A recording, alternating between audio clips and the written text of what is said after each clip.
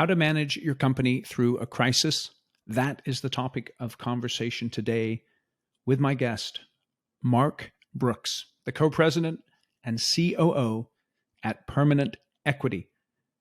Mark is a second-time guest on Construction Genius, so you know that if I bring them back, it's because they're totally awesome. All right. Permanent Equity invests with no intention of selling in family-held companies headquartered in North America. And they have 12 portfolio companies and a current capital base in excess of $300 million. So Mark gets a bird's eye view into companies as they go through the different ups and downs of their existence. And he has a particular interest in helping companies when they do hit crisis. And so we talk about the importance of a CEO looking into their metrics and budgets, the importance of over-communicating appropriately to people the nature of the crisis that you're going through, how to collaborate with your management team to overcome crisis in your company, how to make cuts and which cuts to make and which cuts not to make in your business, and then also how to manage your own help and health and peace of mind as you're going through a crisis. I know you're going to get tons of value from this conversation. Make sure that you are paying close attention. And if you are a CEO or a president, this is the podcast episode for you. So feel free to share it with others as well. And of course, please give the show a rating or a review wherever you get your podcasts. Enjoy my conversation with Mark.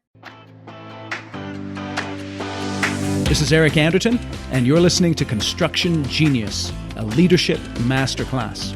Thomas Edison said that genius is 1% inspiration and 99% perspiration. If you're a construction leader, you know all about the perspiration, and this show is all about the 1% inspiration that you can add to your hard work to help you to improve your leadership.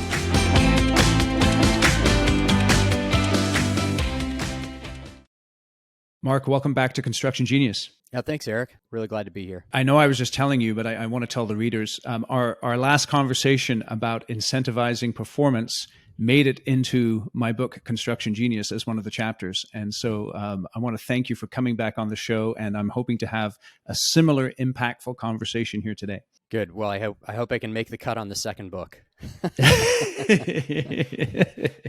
Okay, so today's topic is about managing in crisis. And I want to just begin right out of the gate by asking you, what are the biggest mistakes CEOs make when a crisis hits their business? Yeah, so I'll talk about two.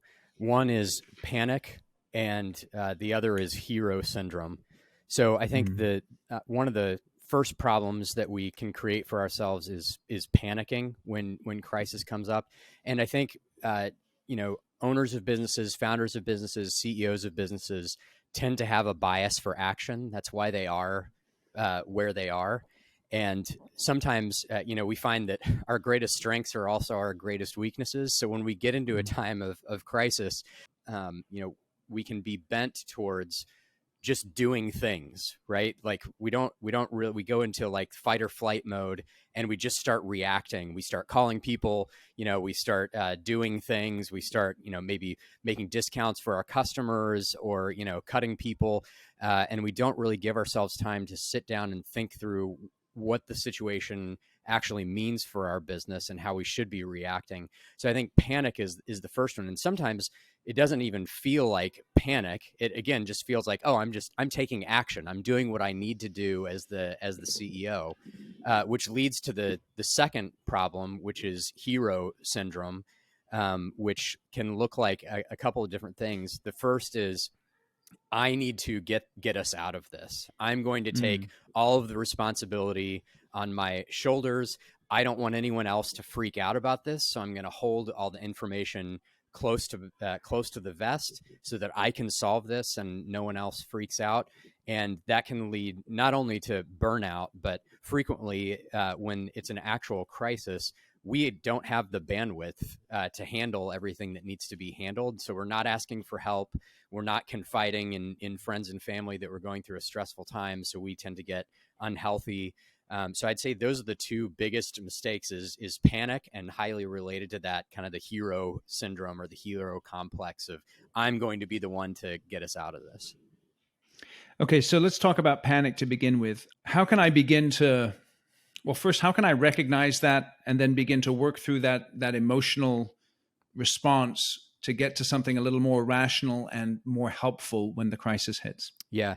So I'd combine a couple of different concepts. One is I hope that you've got a group of folks inside your company, either your leadership team or, a loosely affiliated group of folks who you can confide in with, what the business is going through. So you need being able to share that with a group of folks inside the business who understand the levers that you have available to pull is a critical first step, because I'm guessing the reason that you have them on your team to begin with is because they've got good ideas. They've shown themselves to be capable operators, capable of handling their area. They're going to think of things that you're not in terms of responding to the crisis.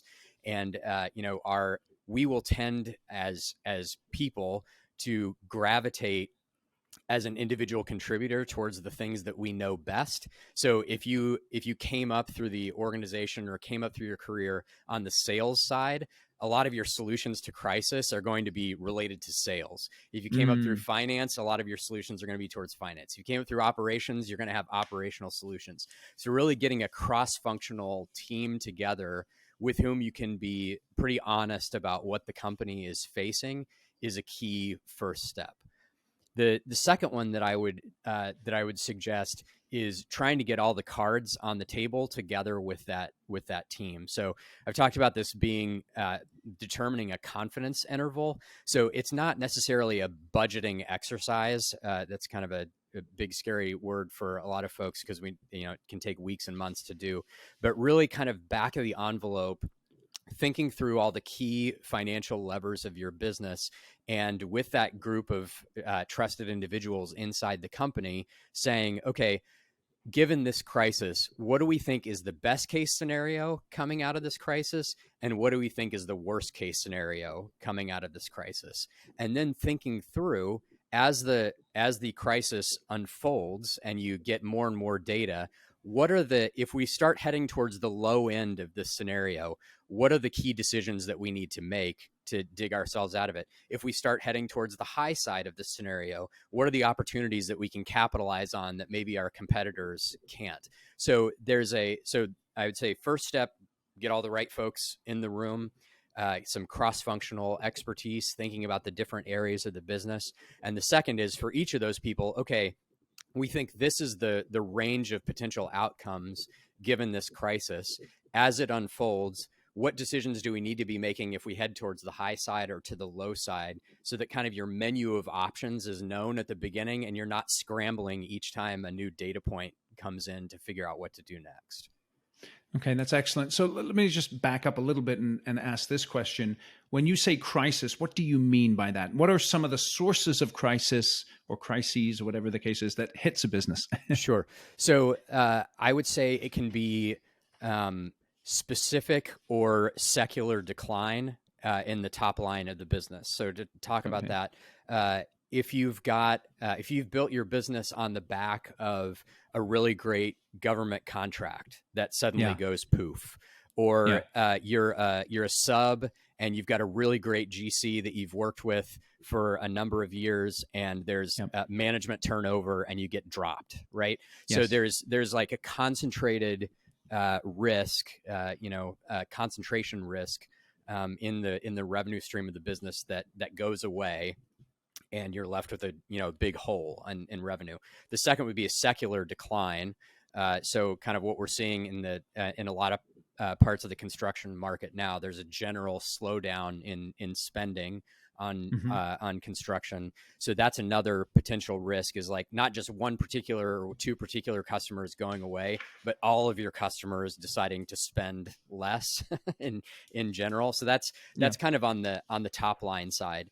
And then through the entire stack of the business, this can look like a major lawsuit. It can look like the mismanagement, that you're responsible for of a very large project that's going to lead to massive cost overruns and cost you a bunch of money. It can look like a key employee leaving at a really bad time, or leaving for a competitor, or leaving to start their own thing that's going to compete directly with you. There's any number of these things I would refer to as a crisis, and those are kind of the things that we're thinking of as we go through this exercise. Okay, so I'm putting myself in the shoes of someone who's running a company, and my first instinct, and this is just a lot to do with my own way of behaving, is to hold things really close to me and to not talk about it. And you mentioned that a little bit in terms of the hero syndrome. Yeah. I want to ask, how soon do I start socializing a crisis so I'm not sort of chicken littling it? And then who do I start communicating with it about it first? I mean, it's like, do I, it's kind of like if you have a crisis in your family, do I just talk to my wife about it, or am I going to bring the kids in, and, my 5-year-old's looking at me, it's like, Daddy, why are you stressing out? So right. who am I bringing into these conversations, and what is the timing of that socialization of the issue? Yep. So I think the first thing that you want to make sure of is that the crisis is real. So I think, and it depends on your personality as a person also. So like, I tend to be a more extroverted person, which means my processing happens externally. I want to talk to other people to process ideas. If you're more introverted, you're probably naturally predisposed to give something a little bit more time to unfold as you're thinking about it, rather than wanting to go out and talk to people about it immediately. So a lot of it's going to depend on your personality posture as a person. But I would say that the thing that's common across all of those is make sure that this is an actual crisis. So if it's a key employee leaving at a bad time or going to a competitor, and they come to you and say, I'm thinking about leaving, let's make sure that they're actually serious about that before we go get the entire leadership team spun up about trying to replace them, right? Yes. Or a customer comes back and says, I want to negotiate our pricing on contracts going forward. Okay, let's get into the meat of that discussion and not jump to conclusions that they're looking to leave us, completely. So I would say that's the first, is make sure that the crisis is real. My recommendation would be, as soon as you know that it is a crisis, start communicating it with some group of people, which gets to the second part of your question, which is the first people that you want to involve are the ones whose area of expertise touches the crisis. So if this is a revenue crisis, then you want to be talking to your head of sales, right, or your head of business development, to talk about how you're going to go after, backfilling that gap in your revenue number. If it's a legal issue, clearly you want to be bringing in your inside counsel or your outside counsel, whoever your consigliere is, right? You want to be involving them in that kind of conversation. So it should be subject matter specific at the beginning, and really those initial conversations should be defining what the crisis is and what the potential impact could be. Because as a general manager type or a CEO type, they're going to have the expertise that is going to better extrapolate what this crisis actually means for the business, maybe than you would be. So that initial conversation is, hey, I think this is serious. Do you agree that this is serious? And if that's a trusted individual who's got expertise in their area, then their answer should help dictate then who else you bring in on this, right? So if your head of sales says, yeah, that's a really big problem, we need to involve other people in it, then maybe you bring in a couple of your key salespeople to discuss that. You're bringing in your CFO or your director of accounting to let them know, that you're going to start seeing this flow through the books, that sort of thing. So it kind of creeps out, starting at the person who's the closest to the issue, helping you define that the issue, this is actually a crisis. This is what I think the impact is going to be. And then as those other impacted folks get involved, you kind of develop a more well-rounded understanding of the problem and how you're going to get after it.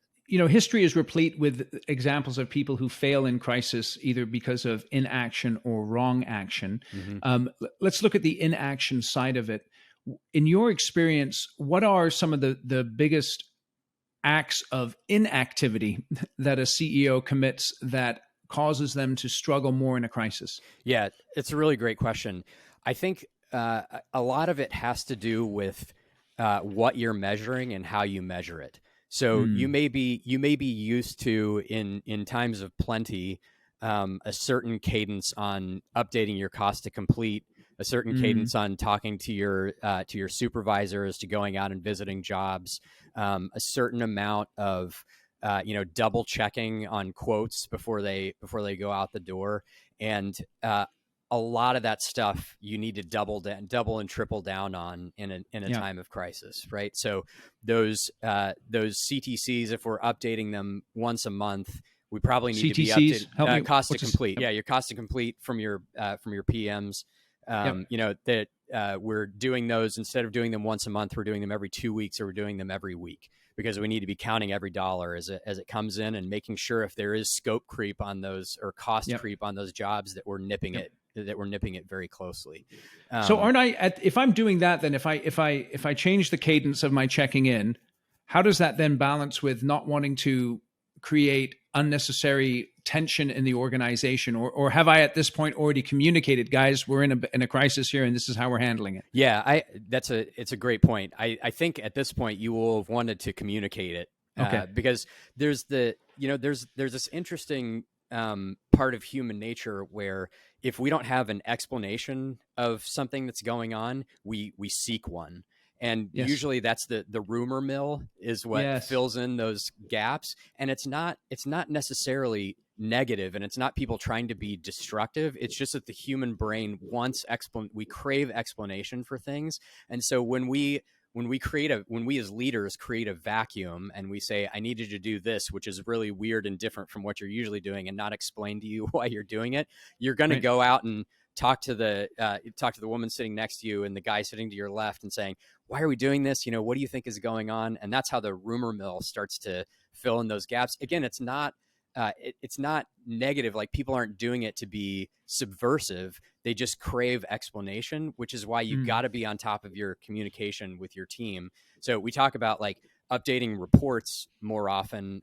Also, you need to be increasing your cadence of communication with your team. So if you're used to doing like a quarterly all hands meeting with your team, or a once a month meeting with your supervisors, you need to be doing that more often also, because as the information changes, remember, you're modulating your decisions based on whether you're headed towards a high side or towards a low side, or towards kind of a middle of the road type of thing. So in increasing that cadence of communication, because you will, as you pointed out, you are going to light a few fires by communicating that the company is going through a difficult time. But the way that you keep those fires productive, like, hey, I need the absolute best you have to offer from me, like that's a good fire. How you keep it from being a distracting inferno is by continually communicating with people, hey, this is what I know now, and this is what I know now, and this is what I know now. And if they feel like they're plugged into the same information pipeline that their leadership is, then that's going to keep keep it from being less of an inferno and more of a productive fire that's creating urgency, good, healthy urgency on the team. Okay, so I want to ask this in terms of CEO communication. I think about like in World War II, right? When Churchill became the Prime Minister of the United Kingdom, they were in a really tough spot, and he became famous for these really rousing speeches, tons of charisma and bulldog determination and all of that. Yep. Let's say that I'm just an engineer, right? I started my construction company, and I'm not really a charismatic guy or gal. How do I rally my troops in these situations when perhaps I come at a crisis with a very sort of even-tempered demeanor, or I don't really have a ton of charisma? Is that really necessary in these situations? I think it's less necessary than we might assume. I think people really value a level head in crisis. I think when someone can describe the situation in a very even keeled manner, saying, "Hey, we lost our key customer, and this is what it means for us in terms of a percentage of our revenue, but I have faith in you, sales team. I have faith in you, business development, to help us go fill that gap." I think there's a certain level-headedness that I think people will appreciate. I think the rousing speeches can very easily be replaced by a level-headed plan for how you're going to get after things. I think that's what people want to know, is that you're thinking with a clear head and a clear mind, and you and your leadership team have ideas to get after the problem and to quell the crisis. So I don't think we all need to be Churchills, but I think we do need to have been thoughtful about, okay, what does this crisis mean and how are we going to address it? People like to know that you're working towards a solution. I hope you're enjoying my conversation here today with Mark. Just a quick break to remind you of my book, Construction Genius: Effective, Hands-On, Practical, Simple, No BS Leadership, Strategy, Sales, and Marketing Advice for construction companies. One of the things that great companies do during times of crisis is they don't give up on training and developing their people. The nice thing about this book is it only costs $20 on Amazon. So what you can do is you can purchase a copy for you and everyone on your leadership team, and you can commit to reading 1 or 2 chapters a month for the next 6 months. There's 12 chapters in the book, and discuss together for maybe an hour every month the learnings that you get from the book. This can be a tremendous way to keep communication lines open during a time of crisis, to encourage one another, and to pick up practical, simple strategies to improve your leadership. So don't stop developing your people. Take a beneficial and economical route to developing your people by purchasing this book. I know you're going to enjoy it. It's totally awesome. And now, back to our conversation with Mark. There's also this phrase that many of us are familiar with: never let a crisis go to waste, right? Yes. Yeah. And so sometimes when I'm talking to construction companies, they've been working so hard for the last few years. We're recording this in 2023. And because of the volume of work, they've had to bring on people who frankly are, B- or C players. And so that leads to the whole the issue of cuts when it comes to how you should address a crisis. So when is the right time to begin to make cuts, either in your overhead, your indirect overhead, or the direct overhead, such as people themselves? Right. Yeah. So the right answer on this, which is not very helpful and is going to sound very preachy, is you shouldn't have those B- and C players in the first place. But, it's like, oh yeah. No, I get it.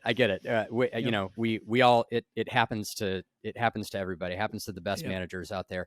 So in terms of thinking through cuts, I think you need to think through basically 3 different levels of cuts. So the way that we like to think about those is fat, muscle, and bone. So that's how we kind of categorize them. So if you're cutting fat, these are types of positions that are nice to haves, that are kind of, I'll call them quote unquote luxury positions. So if you've got the extreme example is like, if you've got a massage therapist on staff, that's probably more like a, or a nutritionist or something like that. That's not a critical role to keeping the company afloat. So that's kind of a fat type of a role. The second is muscle, which we would define as things that when they get cut can grow back. They can grow back, right? So we do a hard workout, we destroy muscle, and it can come back from that, and sometimes even stronger, right? So we're thinking about muscle. So that's hey, we need to really trim down OpEx. So we're going to cut our project management team by 25%. Is that a painful cut? Yeah, absolutely. Is it going to make the other PMs work much harder than they were before? Yes. But is it a function that you can go out and hire again? Yes. You can. So there's those muscle types of cuts also. And then cutting bone is that's a structural cut where you recognize that if it can be built back, it's going to take years to do it. So this is carving off in maybe for sale or for liquidation entire divisions of the company, or locations that you would have to completely build back. Like those are bone types of cuts where they're deeply painful in the short term, and if they are going to be built back, it's extremely expensive both from a money or time perspective, and so you want to be very selective about what those cuts are. If I can expand on the cuts idea just for a minute, there's this concept in oncology with oncological surgeons called margin. So if you've ever had like you can tell from how pale I am. I've had to have skin surgery before for skin cancer. So White boy. yeah, exactly. So what they talk about is removing margin around that spot, right? So they're knowingly removing a little bit of healthy tissue around what they know to be unhealthy in order to make sure that they don't have to go do it again.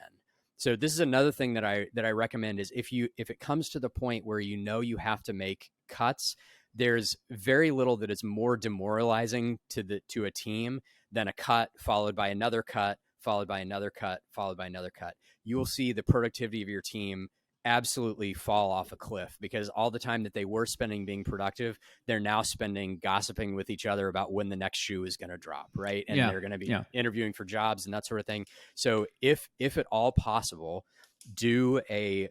if you do need to cut, do a slightly larger cut than feels necessary at the time to give yourself some margin in case things get worse and you don't have to go back and do, cut after cut after cut. Like the 1,000 paper cuts method of doing this is absolutely miserable.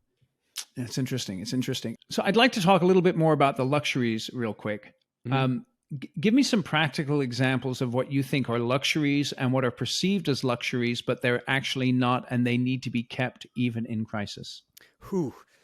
That's a really good question. I think this is a slightly different answer, and then I'll come back to your original question. Go ahead. I think sometimes we tend to focus on things that feel like luxuries, but are going to have like zero impact on the bottom line. So it's like, hey, I've got that basket of granola bars at the front door. I'm going to take that away. That's a luxury. And it's like $150 item across the year. Yep. Like it's the wrong thing to focus on. Right. So yes.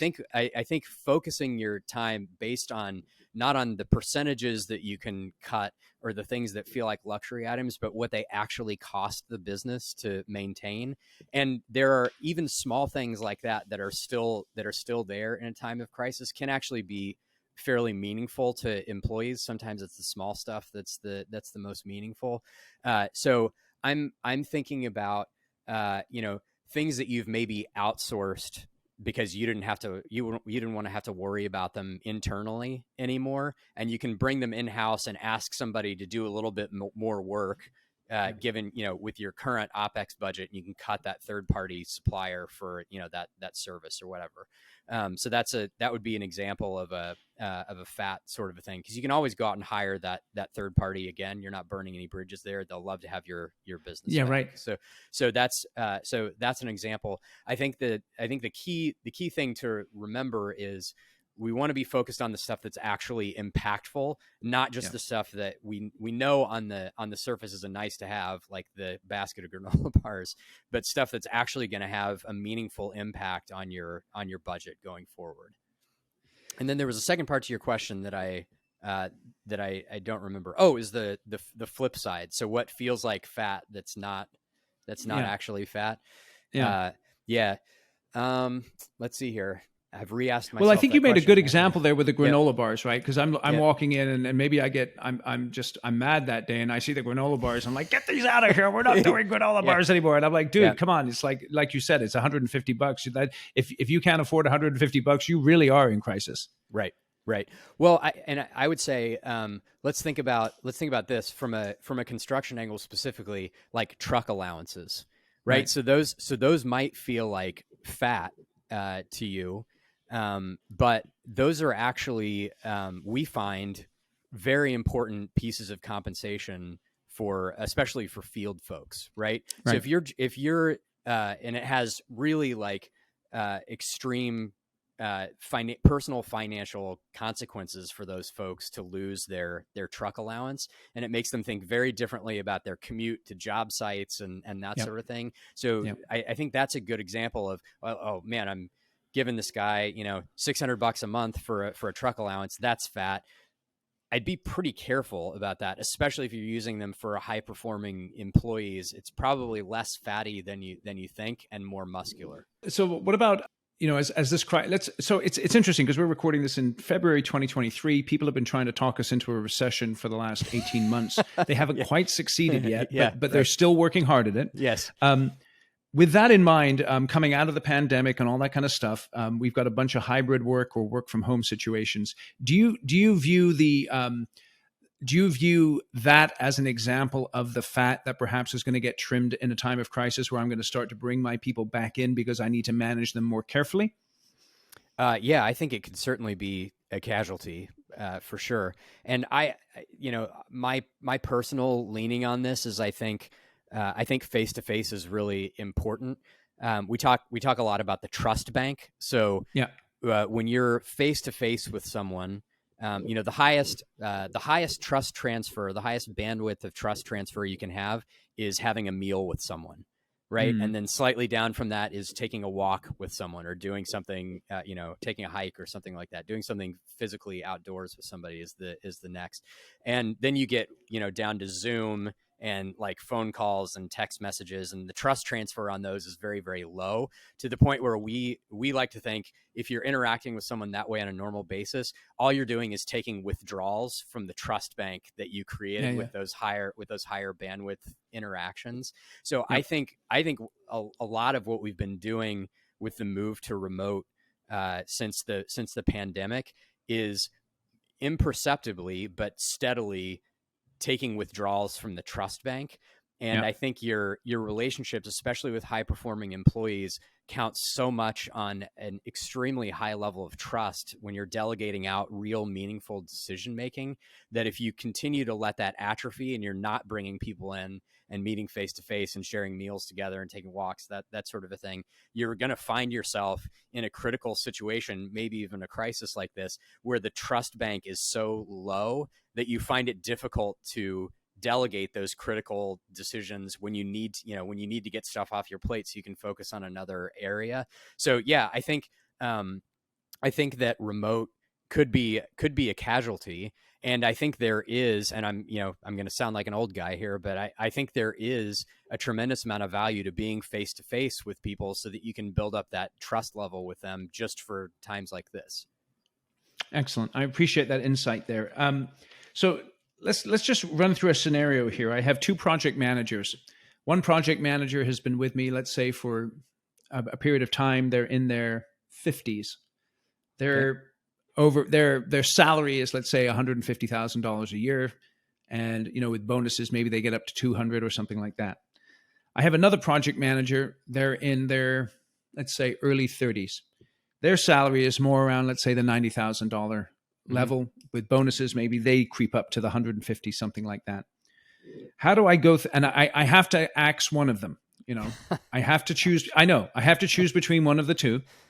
Yeah. How do I go through, other than looking at the number? How do I go through that process of deciding which one I have to let go? I would like to think that you have some way of measuring the productivity of those two employees.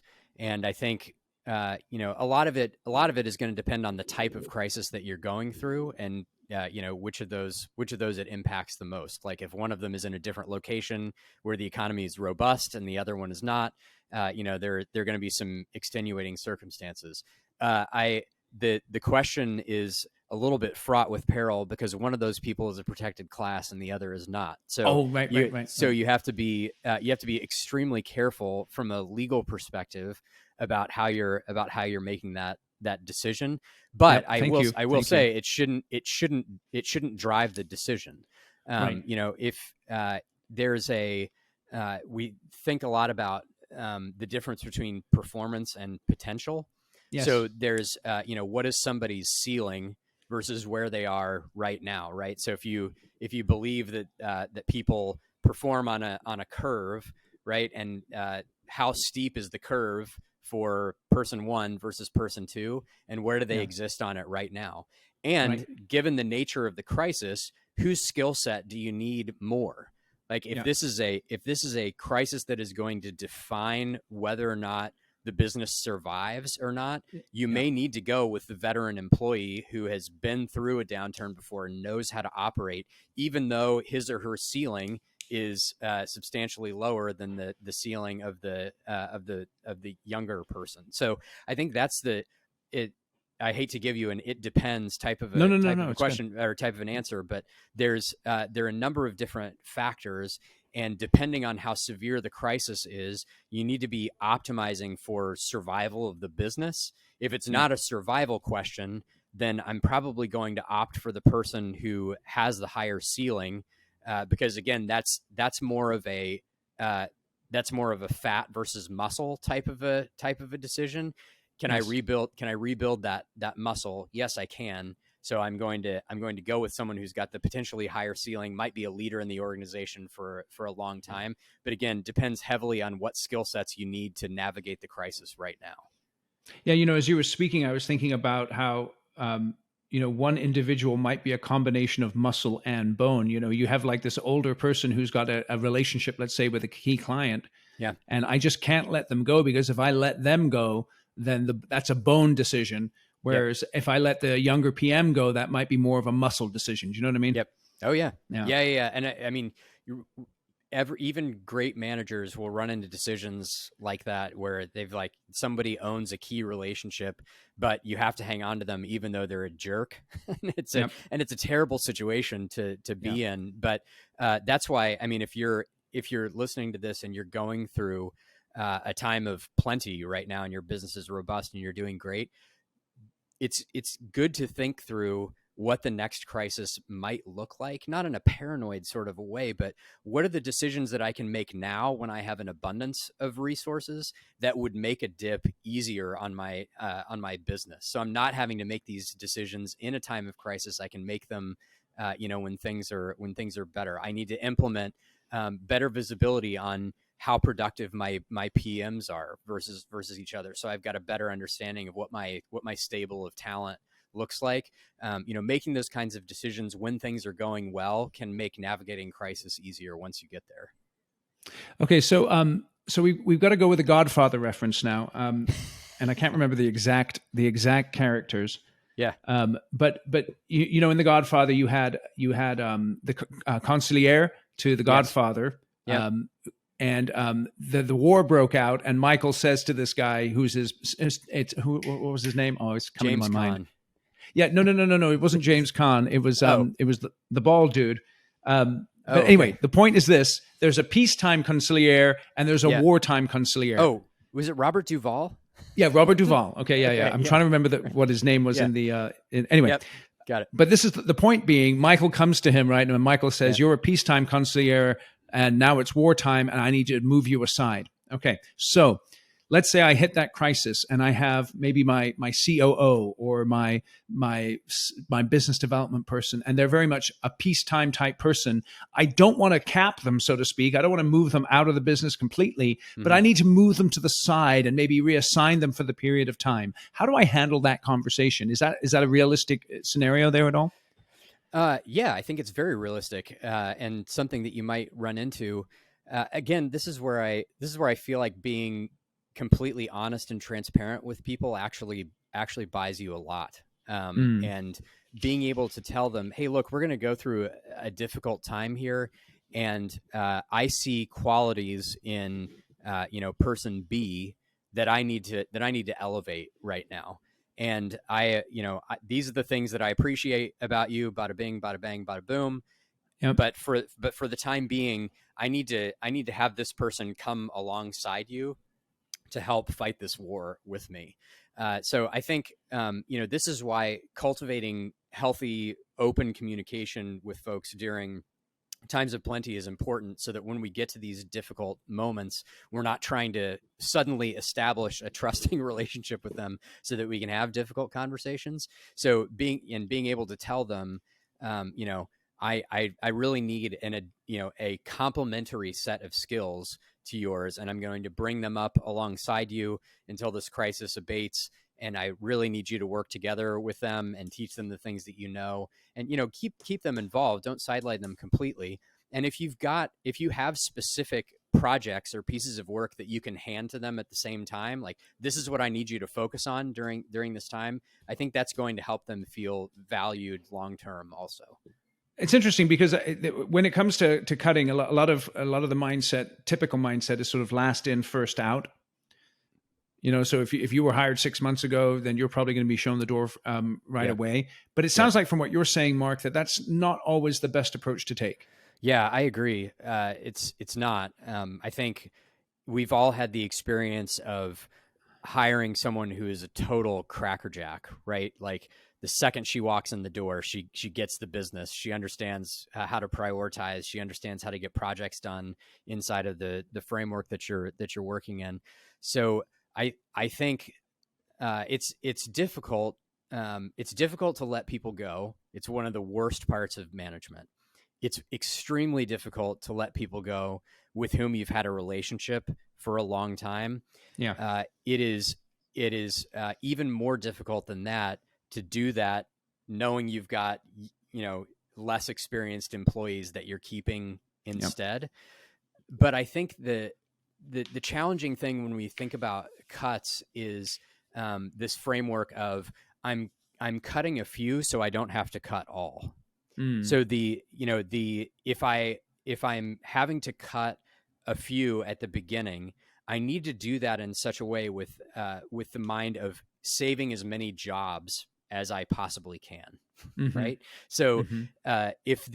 If the less experienced, lower tenured employee gets you there more effectively than the folks that have been around for a while, then a lot of times that's a trade-off we have to make. We've got to make the trade-off based on who is going to be the best bridge to the next version of the company, not, and there's a lot of kind of what got you here can't get you there type of thinking in that, which can be really painful. Like, I mean, these are people that we know about their families. They've been to, we've been to holiday parties together, all those sorts of things. Like these are, I don't mean to make light of these decisions. They're gut wrenching and terrible. And like I said, the worst part of management, but your decisions now in a crisis are going to impact your future decisions exponentially. So making sure that you've got the right people on the bus is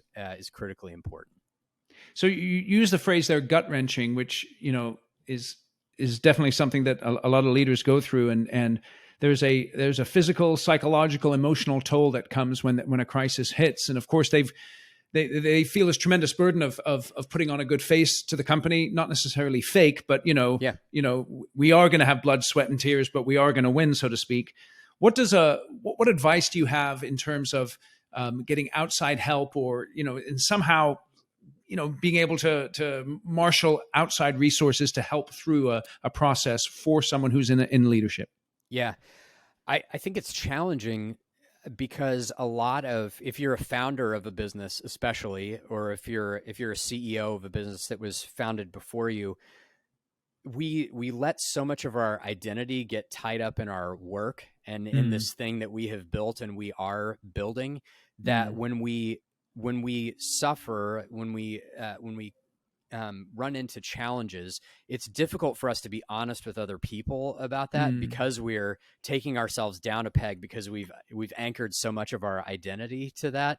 So again, like if you're in a time of plenty now, start thinking about unwinding your identity from your from what you do for a living. It's an important part of what you do, but kind of making that who you are can be extremely painful when things go sideways. But I think it's critically important to have people in your life who are outside of the business in whom you can confide about what you're going through, a significant other, or a friend, a dear friend, or someone you play tennis with, or something like that. Like there's having those people in your life with whom you can be honest about what you're going through is critically important. This goes back to the very beginning of our conversation, right, Eric, with the hero complex. You can run into the hero complex not just inside the business, but outside of the business, and you're storing all this stress in your body, and it's gonna kill you. Maybe not literally, maybe not literally, but I mean emotionally and spiritually, like it's gonna eat you alive. So having people that you can confide in about going through a difficult time is really, really key. Yeah, that's essential there. So last question here as we're summing this up. So let's say I started my business in 2010. Mm-hmm. So I've been in business now for over 10 years, and I've built a really successful business. But you know what? I've never really hit a macroeconomic crisis like, let's say, '08. Mm-hmm. And I felt pretty good about myself, but maybe it's because the rising tide has been rising all of the boats, and I'm not quite as good as I think I am. Yeah. What advice do you have for the CEO who's going through his or her first major crisis? Yeah, I think again, it comes down to being willing to confide in and listen to those people around you. And I'm not just talking about the folks outside of the business. I'm talking about the ones inside as well. Yep. And getting their help analyzing how critical this crisis is and how much risk there is on the business as a result. We in addition to bottling things up and the hero complex, sometimes we just get extremely insular. Like we're going through a lot of pain as a result of this crisis. We don't want to expose ourselves to more pain by having someone say, yeah, you need to, hey, CEO, hey, founder, you need to do this differently, right? Yes. That's even more painful to know that decisions that we made or are making might be a factor in this crisis. But really, you have to orient yourself towards the future of the business, not on the past, right? We need to be thinking about how do we make this thing that we've had the pleasure of creating survive to the next greatest version of itself.